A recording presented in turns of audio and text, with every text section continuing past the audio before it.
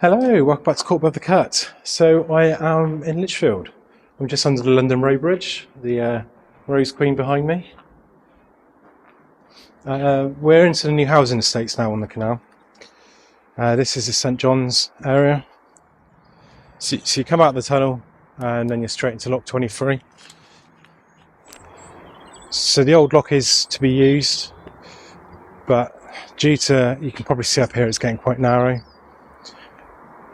They can't quite, if you came out with a 70-foot boat through here, you would really struggle, you wouldn't turn it. So the lock's actually going to have a kink in it, so it turns your boat into the right direction. So we'll be above the lock here now, look. And as you come out, it will kick you in the right direction. It is very narrow. There's originally a St John's Wharf and Basin here as well, which won't be restored. So through this incredibly narrow section actually, and into what looks like a winding hole. So the old route of the canal would have gone across here. You can see the fence above me there. So the old route can't be restored. When these canals were abandoned, no one really thought that they'd ever be restored again. Railways had come along. They'd took all the trade. You know, you could carry a lot more goods on one route then, and it killed the canals. Not so much the price of things, but the actual ability to move as much. So when abandonment happened, the canals were generally just handed back over to either the previous landowners or landowners that, you know, people who owned the land next to it then. No one wanted to maintain it. No one wanted to keep basically a ditch going. You can see the profile banks here again. Yeah, so anyway, no one wanted to keep keep them going, so that they were just handed over. So the British Transport Commission was set up. That was founded on 1st of January 1948. And lasted till 1964, again the 1st of January. That consisted of sort of railways, canals, haulage firms, roads, and stuff like that. There were 19 canals to start with. The Birmingham Canal Network was one of them, as well as 55 railways, 246 road haulage firms. In 1962, though, British Waterways became a thing, and it was all separated. So the railways went one way, canals went the other way. So it was under the British Transport Commission that the canal was abandoned as part of the Birmingham network. All the branches were. On the Lavalier in Essington, only a small section at Huddersfield was kept open. So back onto this route now.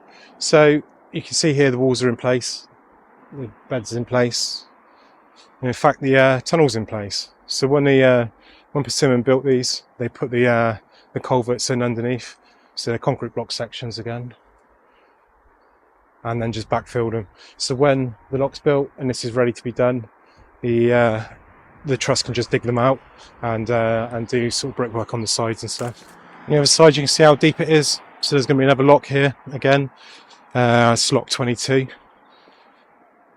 So it's going to raise the new route up and bring it under the next road, which is again is part of the estate.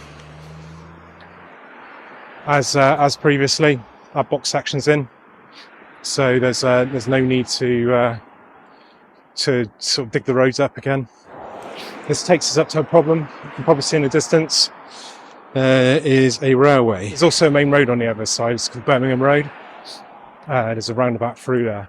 So the Birmingham Road section, the culvert was put in place by Persimmon again, I believe.